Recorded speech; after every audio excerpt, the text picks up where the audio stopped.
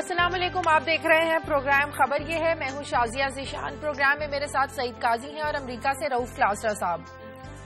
ناظرین، کسی بھی معاشرے میں آدھے جرائم تو بے روزگاری کی وجہ سے پیدا ہوتے ہیں، لیکن ہمارے ہاں روزانہ لوگ بے روزگار بھی ہو رہے ہیں۔ فیصل آباد میں لوڈ شیڈنگ نے پہلے ہی بہت سی فیکٹریوں کو بند کر دیا ہے اور اب پاور لومز مالکان نے بجلی کی لوڈ شیڈنگ سے تنگ آ کر 28 جولائی کو فیکٹریاں بند کر کے مزدوروں کو فارغ کرنے کا اعلان کیا ہے، جس سے 14 لاکھ مزدور بے روزگار ہو کر گھر میں بیٹھ جائیں گے۔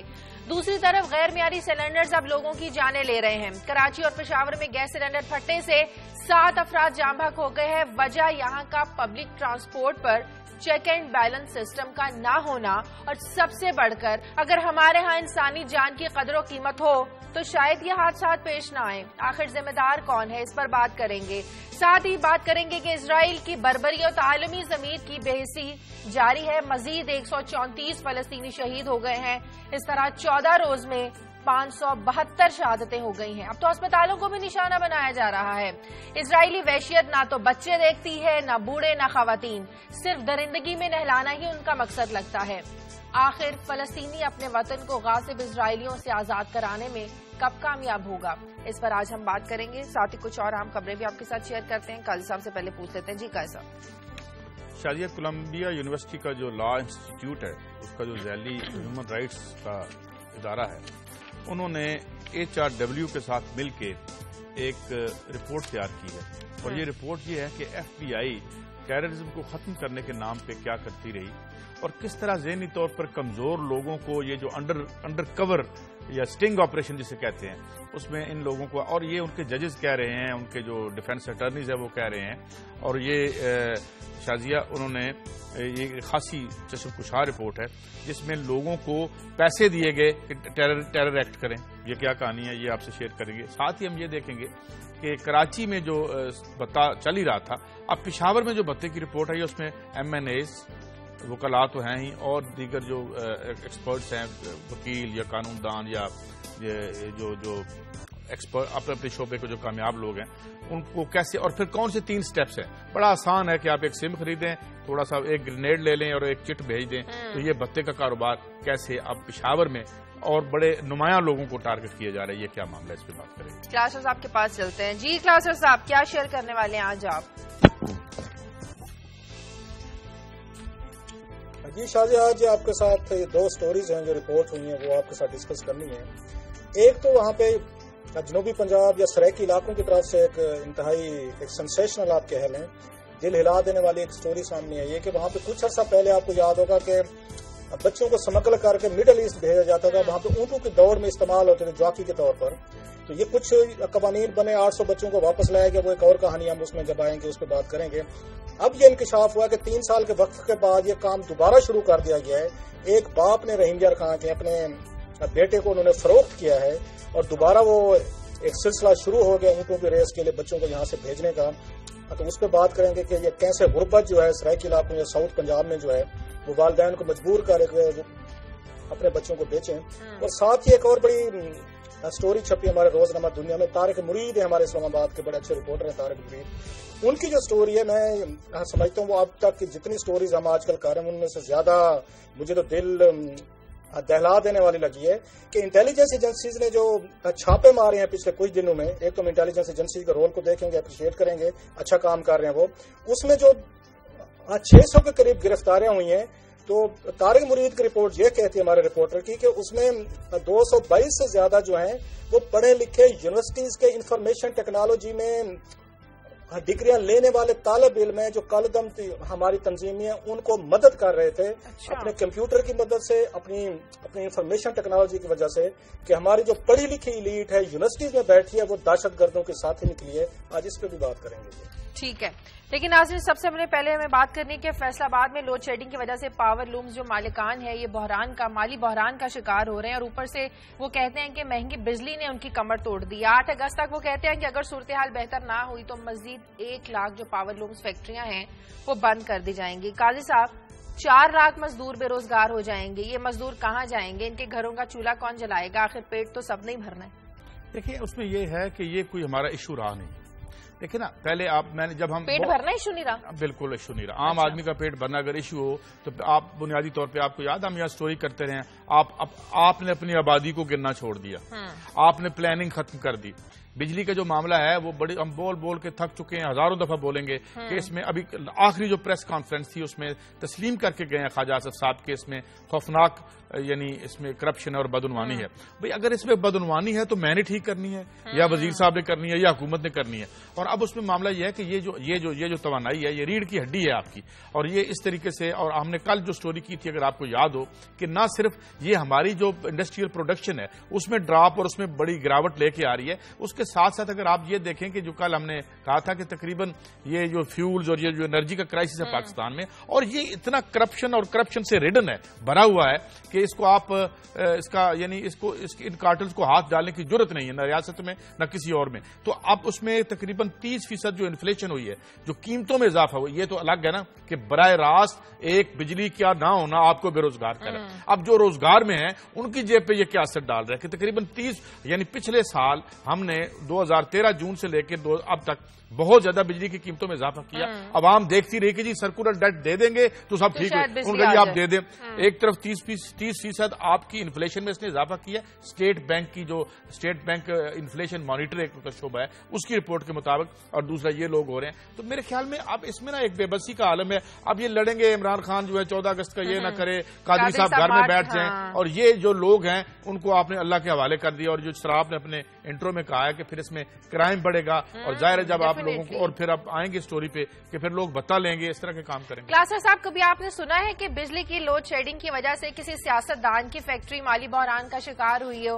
کوئی جو چینی کی فیکٹری ہے وہ بند ہوئی ہو، چینی کی مل بند ہوئی ہو، کسی کی ڈیری کمپنی بند ہوئی ہو؟ کبھی آپ نے سنا ہے کہ کبھی کوئی سیاستدان مالی بحران کا شکار ہوا اس لوڈ شیڈنگ کی وجہ سے؟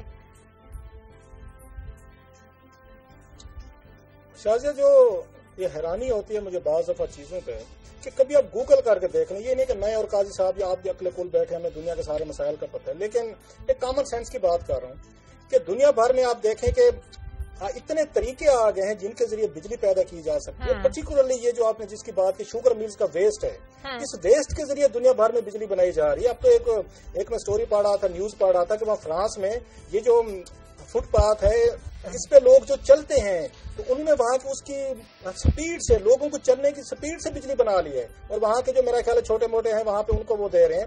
دنیا میں تو سینکڑوں یہاں پہ طریقے موجود ہیں. بات وہی ہے یا ہم نااہل لوگ ہیں، ہمارے پاس عقل نہیں ہے، یا کمٹمنٹ نہیں ہے، یا ہم یہ کام کرنا نہیں چاہتے، جو اصل بات ہے. اور قاضی صاحب جو بات کہہ رہے تھے کہ اب تو اب یہ ٹاپک ہی نہیں رہا، اس پہ کیا نئی بات کی جائے، کیا ان کو کہا جائے. حکمرانوں کی ایک بحثی اپنی جگہ پہ، انہوں نے ایک بات سوچ لی ہے، جو کہتا ہے کرتا ہے اس کو کرنے بھی دیں، اس کو بولنے بھی دیں. وی ڈیم کیئر. لیکن سوال یہ کلاسر صاحب، یہ جو 4 لاکھ مزدور بے روزگار ہو کر گھر بیٹھنے والے ہیں، ان کے گھر کا چولہا کون جلائے گا؟ ان کے گھر کے اخراجات کیسے چلیں گے؟ ان لوگوں کو کون سنبھالے گا؟ مجھے بریک لینے دیں، بریک کے بعد آ کر بات کرتے ہیں.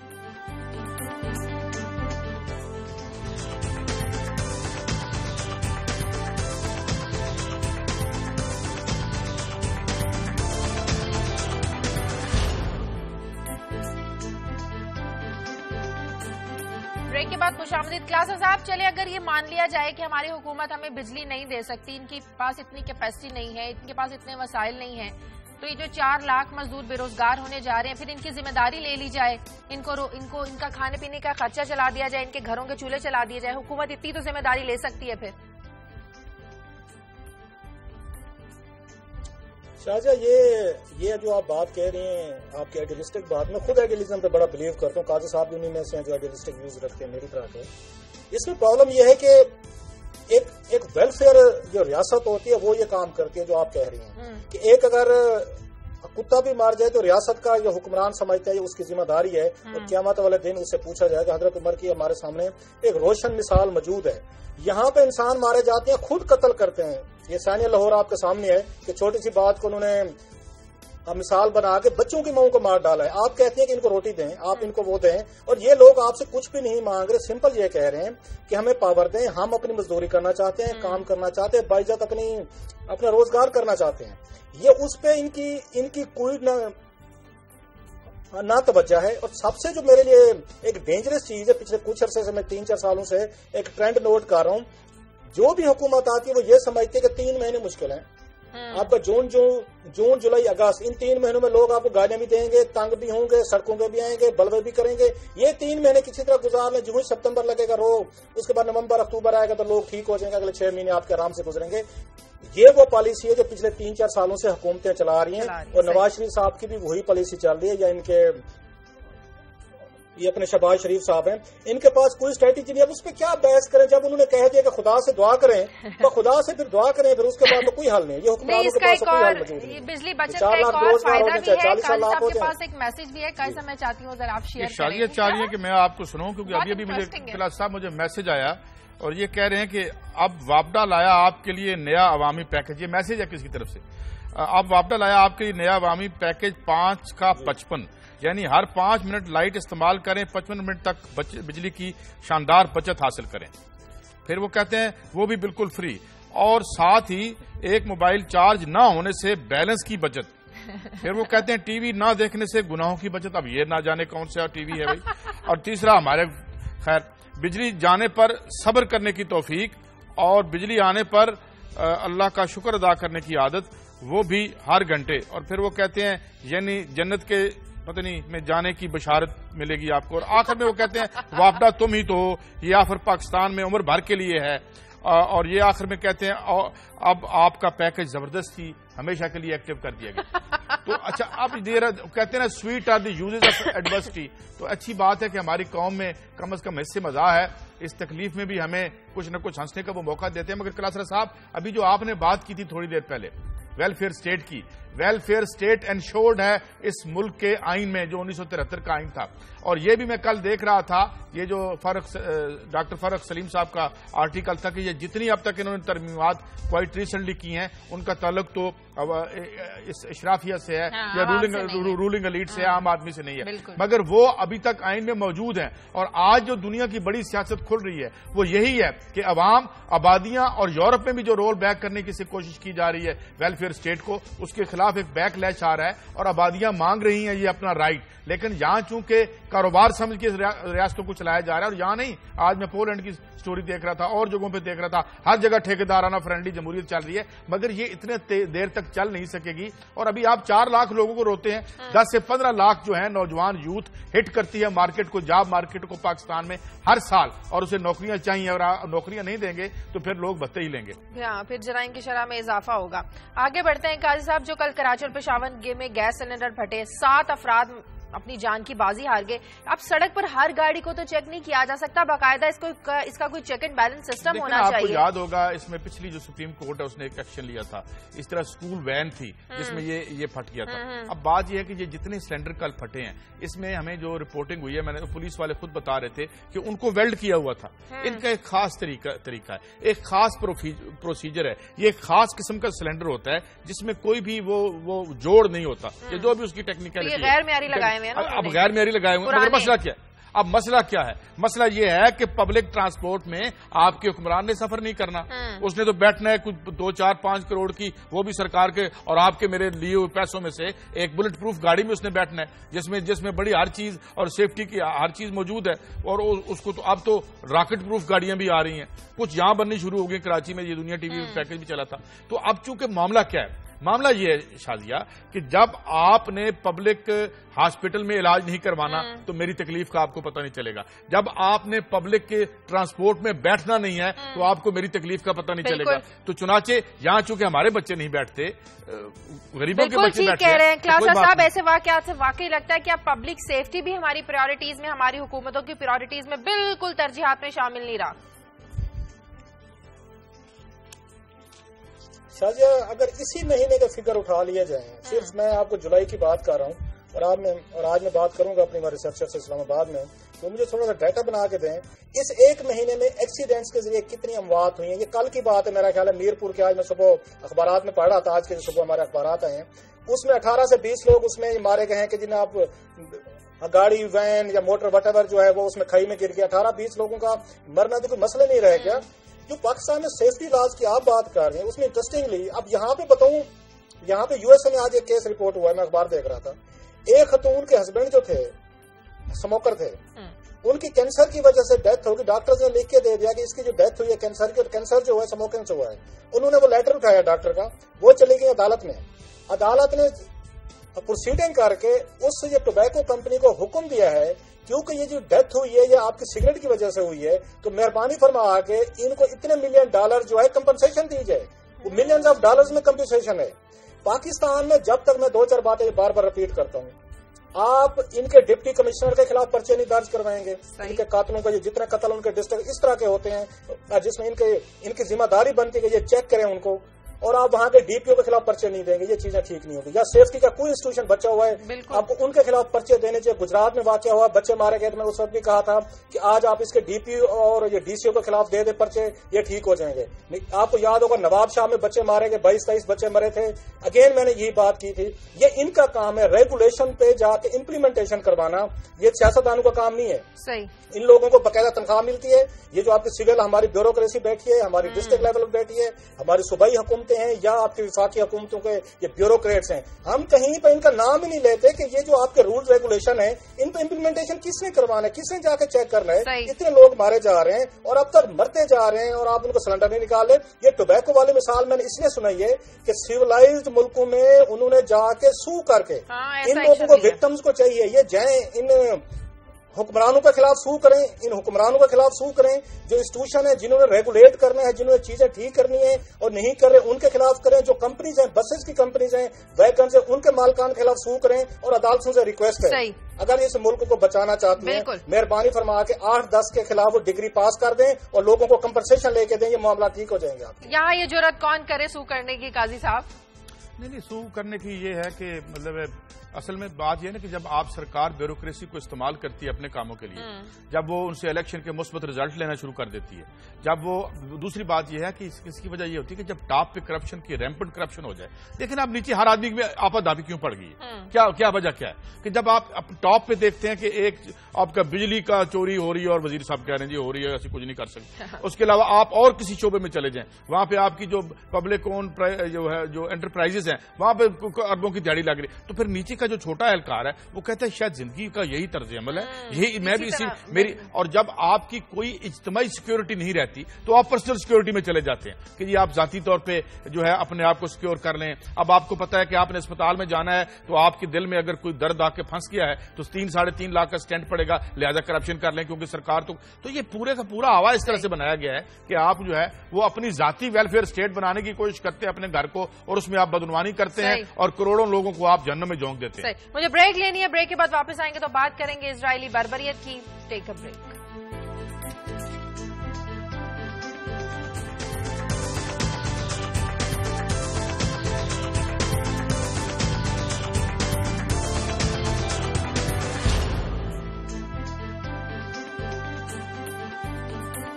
اور اب بات کرتے ہیں کہ اسرائیل کی بربریت اور عالمی ضمیر کی بے حسی جاری ہے. 14 روز ہو گئے اور فلسطینیوں کی جو شہادت ہے 572 شہادتیں اس وقت ہو چکی ہیں. خلاصہ صاحب، گزشتہ 65 سالوں کی تاریخ میں مجھے تو کوئی ایسا واقعہ یاد نہیں، اگر آپ کو یاد ہو تو ہمارے ساتھ ضرور شیئر کریں کہ اسرائیل نے کبھی عالمی اداروں کی قراردادوں یا کبھی ان کی سفارشات پر کبھی کوئی عمل کیا ہو.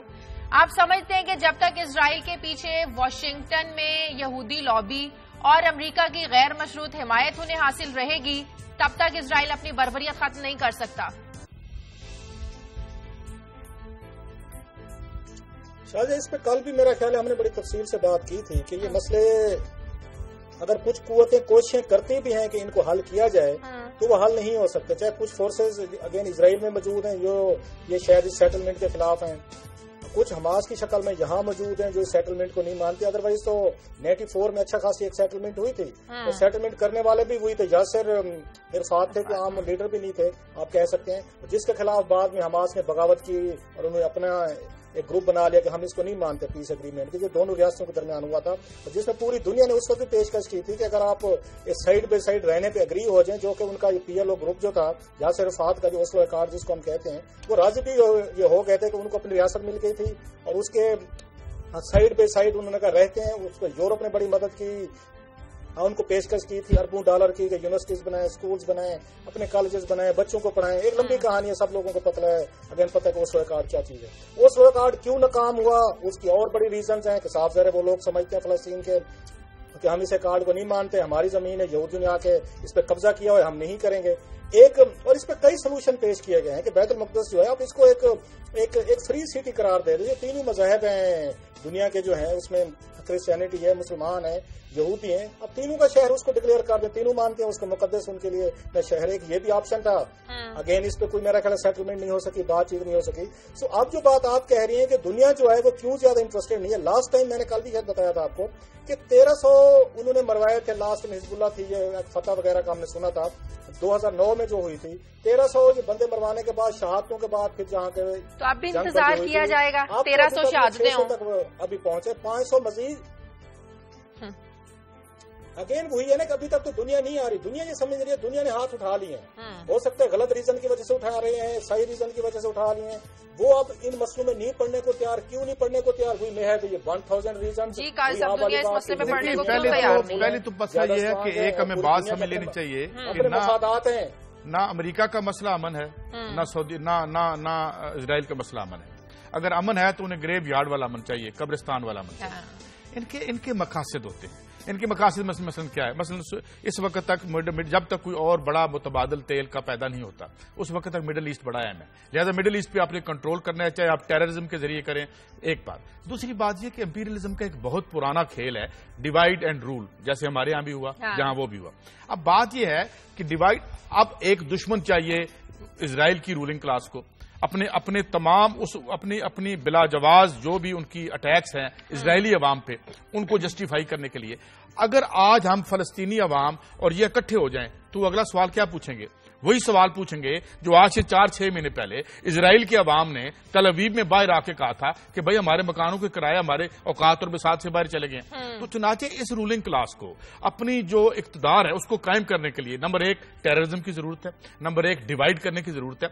आज जो मैंने कल अर्ज किया था कि कोई नहीं चाहता, कोई इजराइल जो है वो स्टेट नहीं देना चाहता, कोई उनको प्लेट में रख के देने के। यूरोप की जो मुनाफकत है वो आप फ्रांस के बयान से देख लें कि उसने वहां पे बैन कर दी है इवन जो है, और ईयू का बड़ा मुनाफिकाना। और मैं इसीलिए कह रहा हूं कि इन इदारों की कोई तकरीम नहीं रहेगी, तो भरपूर साथ इन इदारों की कोई तकरीम नहीं रहेगी। और जब मैं याद है यहां आप इसी प्रोग्राम में हम बहस कर रहे थे, जब हमारी बेटी मलाला वहां तकरीर करने गई थी, तो मैंने कहा था कि इस इदारे में आपकी इज्जत में तो कमी तो हो सकती है, इजाफा नहीं हो सकता। जो दुनिया में ओवरसी करते हैं, इराक में तो खैर वो बताए बगैर चले गए थे, अफगानिस्तान में लश्करकशी करवा के एक मुल्क को बर्बाद कर दिया। अब यूनाइटेड नेशन की आंखों के नीचे बच्चे और आज जो हमला हुआ है, अगर आपको पता हो, उसमें हॉस्पिटल पे हमले किए और फिर वो उनकी मुनाफकत देखें। हमने इतला कर दी थी, वो वहां से रिपोर्ट्स आई हैं कि इतला आती है 1 मिनट में आप खाली कर दें, 5 मिनट में आप ये जगह खाली कर दें। अब एक तरफ उसके क्या है, समंदर है, एक तरफ उसने बॉर्डर बंद कर रखा है मिस्र ने, और इधर इजराइल है। तो एक पूरी दुनिया अपने उस इलाके को कैद कहते तो हैं। इनको ना इनका अमन मसला नहीं है। इन्होंने कौन सा अमल किया 20वीं सेंचुरी में? इनकी कैंपेन्स देखे 20वीं सेंचुरी में ये लीन कर रहे थे वेस्ट वाले डिक्टेटर्स पे, और डिक्टेटर के जरिए कभी चिली में बंदे मरवा रहे थे, कभी ज़ियाउल हक के जरिए पाकिस्तान में बंदे मरवा रहे थे। आजकल ये एक बददियानत और किस्म की हुकूमत इन्हें दरकार होती है, ये जैसे ठेके। तो बेसिकली अमन इनका मसला नहीं है। अगर हमास और अल-फतह एक हो जाते हैं तो इजराइल को सूट नहीं करता।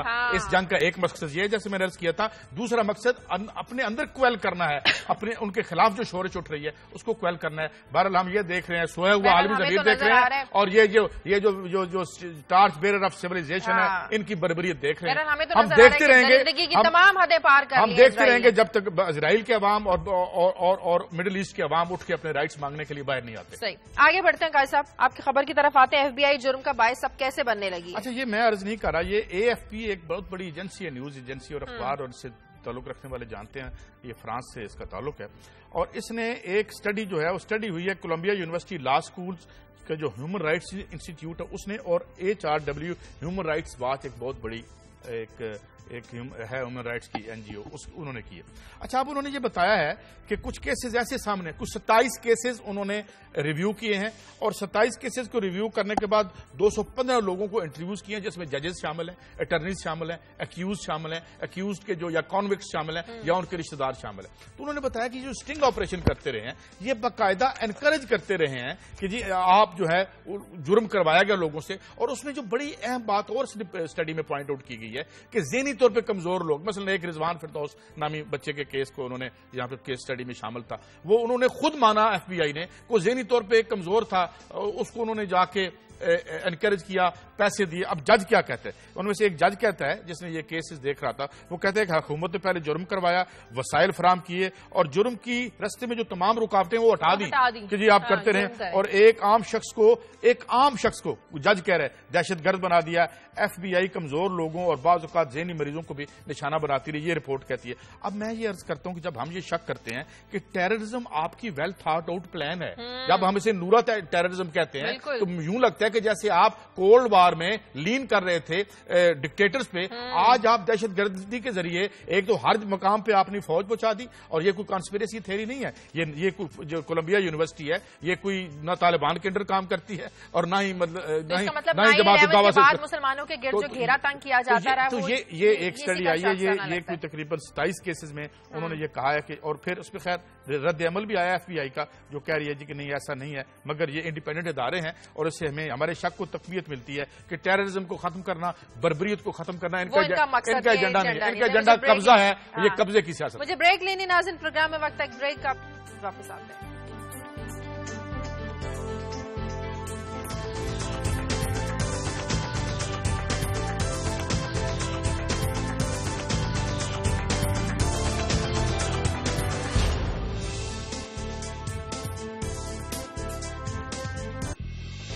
بریک کے بعد خوش آمدید. کلاسر صاحب، 2009 میں اونٹ دوڑ میں استعمال ہونے والے 800 بچے تھے جنہیں واپس لایا گیا.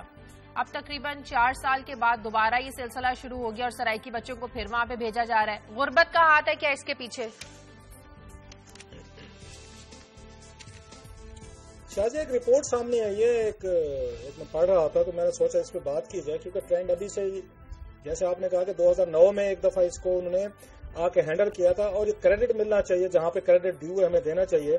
اس وقت کے جو وزیر تھے، یہ انفارمیشن کے وزیر تھے طارق عظیم صاحب، آج کل پی ایم اے نواز میں ہیں، انہوں نے بڑی ایفرٹس کی تھی اور ان کا بڑا رول ہے اس میں. 2-4 کام کیے تھے طارق عظیم صاحب نے. ایک تو وہ خود مڈل ایسٹ گئے، مڈل ایسٹ کے ملکوں سے بات کی، ان کو بتایا سمجھایا کہ پاکستان سے آپ کے یہاں اونٹوں کے دور کے لیے چھوٹے چھوٹے بچے لائے جاتے ہیں 3 سے 10 سال کے لیے، اس کا سوشل اکنامک کیا امپیکٹ ہے، سائیکولوجیکل کیا امپیکٹ ہے، اور کتنی بڑی نفرت پھیل رہی ہے پاکستان میں ان عربیوں کے خلاف جو اونٹوں پہ بچوں کو باندھ دیتے ہیں، اور بچے جب خوف کے مارے چیختے ہیں تو پھر اس کے بعد اونٹ جو ہیں وہ زیادہ تیزی سے دوڑتے ہیں.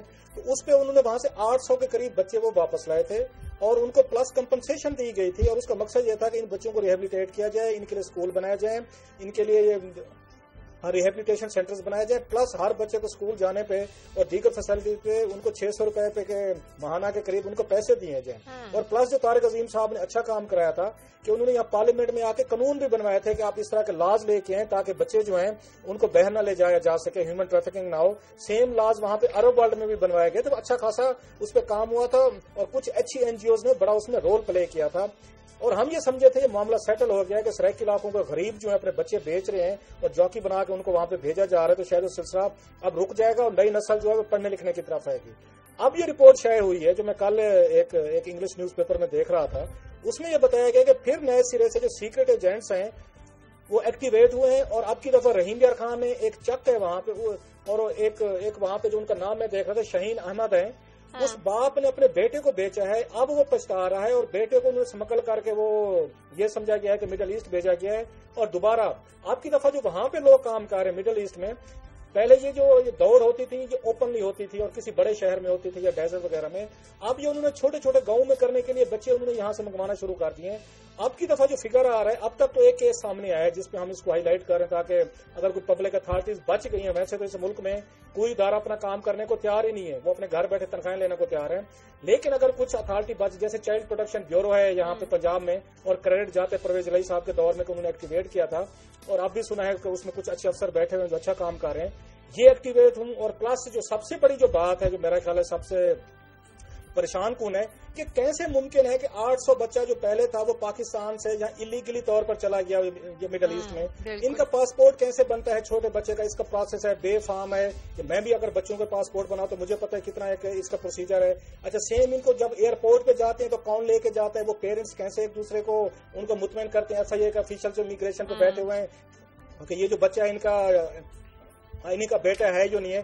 جب تک FIA اور امیگریشن نہیں ملتی اور مال نہیں کھاتے یہ بچے باہر نہیں جا سکتے. یہ بالکل کنفرم بات ہے. اب جو رپورٹ سامنے آ رہے ہیں کہ ان کا پاسپورٹ بننا, ان کے ویزے کیسے لگتے ہیں بچوں کو, اور اس کے بعد ان کو کیسے جہاں سے باہر بھیجا جاتا ہے. اچھا خاصا نیٹ ورک ہے جو ابھی بھی ایکٹیو ہے. اب یہ کام رپورٹ کے مطابق اب خفیہ طریقے سے کیا جا رہا ہے. لین دین اب اس کا قیمت بڑھ گئی, اور سب سے زیادہ یہ جو کام ہو رہا ہے جو رپورٹ میں انکشاف کیا گیا ہے, ایک وہاں پہ یہ راجن پور میں زیادہ ہو رہا ہے اور پلس رحیم یار خان.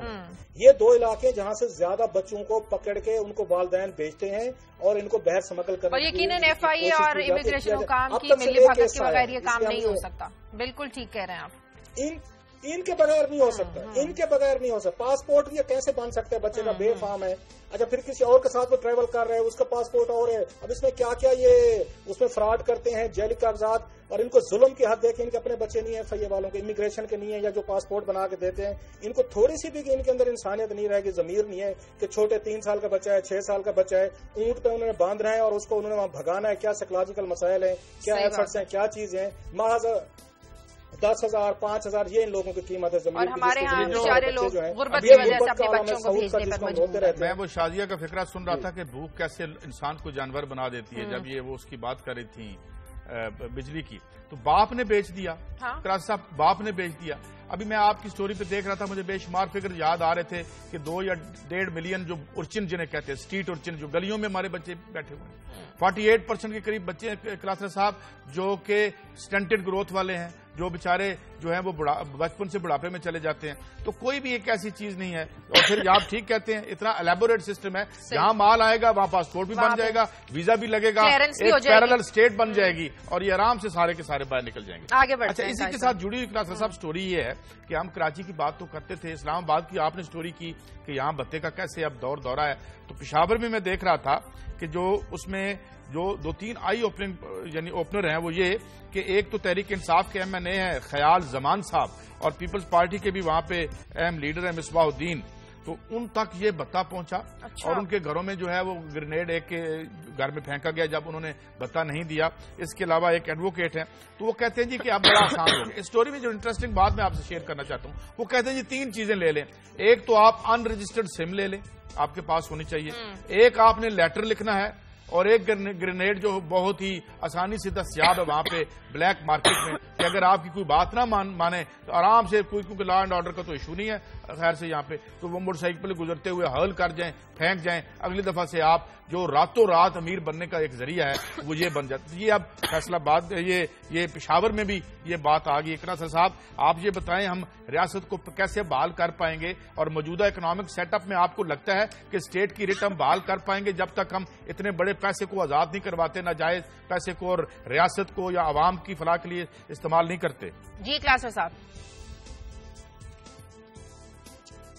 قائد صاحب یہ آپ نے ٹھیک کہا کہ ہم اس پہ کئی سٹوریز کر چکے ہیں, اور مزید بھی میرا خیال ہے کئی کرنی پڑیں گے. جب ریاست کا خوف کسی کے دل میں نہیں رہا, ریاست کیسے چل سکتی ہے؟ کوئی اس کے 2-4 یہ میرا خیال انگریڈینٹس ہوتے ہیں ریاست چلانے کے. یا آپ لوگوں کی اتنی کیئر کرتے ہیں کہ لوگ اپنے کو لائل سمجھتے ہیں ریاست کے ساتھ, یا آپ خوف ڈالتے ہیں لوگوں کے دلوں میں اگین قانون کے ذریعے, تو لوگ آپ کے لائل رہتے ہیں ریاست کے. نہ یہاں پہ ریاست کیئر کرتی ہے کہ لوگ آپ کے وفادار رہیں. وہ آپ یہ اسٹوری ابھی کر کے ہم نے دیکھ لی کہ 4 لاکھ مزید بندہ بے روزگار کر رہے ہیں اور خود مزے کر رہے ہیں. ان کی فیکٹریز بھی ہیں, ان کے بچوں کی دودھ دہی کی دکانیں بھی ہیں, انڈے بھی بیچ رہے ہیں, مرغیاں بھی بیچ رہے ہیں, چینیاں بھی بیچ رہے ہیں. سارے کے سارے کام جتنے بھی جنرل سٹور والے ہیں سارے کر رہے ہیں. اپنے بچے تو ان کے محفوظ ہیں. ہمارے وزیر اعظم صاحب 10 دن کے لیے پاکستان سے باہر جائیں گے اور وہ اللہ کریں گے, دعائیں مانگیں گے, اور پھر دوبارہ آ کے ہمارے اوپر نازل ہو جائیں گے. عمران خان صاحب ہیں لارڈز میں بیٹھے کرکٹ میچ دیکھ رہے ہیں ماشاءاللہ بچوں کے ساتھ, وہ بھی بڑا ضروری تھا. اب اس کا بھی ایک انہوں نے بھی باہر جانا ہے. یہ وہ لیڈرشپ ہمیں ملی ہے جن کے بارے میں آپ کہہ رہے ہیں کہ یہ انہوں نے پاکستان کو آگے لے کے جانا ہے یا نہیں لے کے جانا. جب ریاست ختم ہو رہی ہے, ریاست کے ادارے پرفارم کرنے کو تیار نہیں. قاضی صاحب کہ 40 لاکھ ہماری بیوروکریسی آفیشلز ہیں مختلف محکموں کے, جو تنخواہیں لیتے ہیں, جو پیسے لیتے ہیں, وہ تنخواہ لے کے بھی کام کرنے کو تیار نہیں ہے. اس کے باوجود بھی ان پہ نہ کوئی خوف ہے, نہ اکاؤنٹیبلٹی ہے, نہ ان پہ ڈر ہے. اور جو مجھے دکھ ہو رہا ہے قاضی صاحب, میں ٹی وی پہ ان لوگوں کو آج کل سیلیبریٹی بنتے دیکھ رہا ہوں جن کے بارے میں نے اسکینڈل فائل کیے ہوئے ہیں, جن کے ثبوت ہیں میرے پاس کہ یہ میسو کرپشن میں شامل تھے. وہ لوگ یہاں پہ یہ مثال بننے کی بجائے عبرتناک وہ ہمارے بچوں کا ہیرو بن رہے ہیں، وہ ہمارے سیلیبریٹیز بن رہے ہیں، ہمارے سروں میں ہمارے مسلط ہو رہے ہیں، چینلز پہ وہ ہمیں گڈ گورننس کے اچھی اچھی باتیں کرنے کے وہ ہمیں طریقے بتاتے ہیں. مطلب اربوں خربوں کی جو کرپشن کے میرے پاس ابھی تک یہ فائلز پڑی ہیں، میں نے اسٹوریز کی ہوئی ہیں، وہ سیلیبریٹی بن چکے ہمارے ٹی وی چینلز کے ذریعے. کیا اس ملک میں خوف آئے گا؟ کیا اکاؤنٹیبلٹی آئے گی؟ اب کس کو مطلب یہاں پہ ڈر ڈالیں گے؟ جن کو جیلوں کے پیچھے ہونا چاہیے تھا آج وہ آپ کی میری طرح قاضی صاحب بیٹھ کے وہ یہ ٹی وی کے وہ مبصر بنے ہوئے ہیں. سر وہ دفاع کے ہوں، سول سروینٹ ہوں، جو بھی ہوں آپ کے سامنے ہے. صحیح. کلاسر صاحح وقت ختم ہو گیا. کل انشاءاللہ ہم آپ کی جو سٹوری ہے یہ ضرور کریں گے کہ تعلیم یافتہ نوجوان ہے یہ دہشت گردوں کی کمپیوٹر پر مدد کیسے کر رہے ہیں، ایجنسیوں کی حوالے سے کیا کارکردگی بہتر ہوئی ہے. اس پر انشاءاللہ ہم کل اپنے پروگرام میں ضرور بات کریں گے. فی الحال پروگرام کے لیے آپ ہمیں فیڈ بیک دیجیے. خبر@دنیا TV.tv پر اجازت دیں. اللہ حافظ.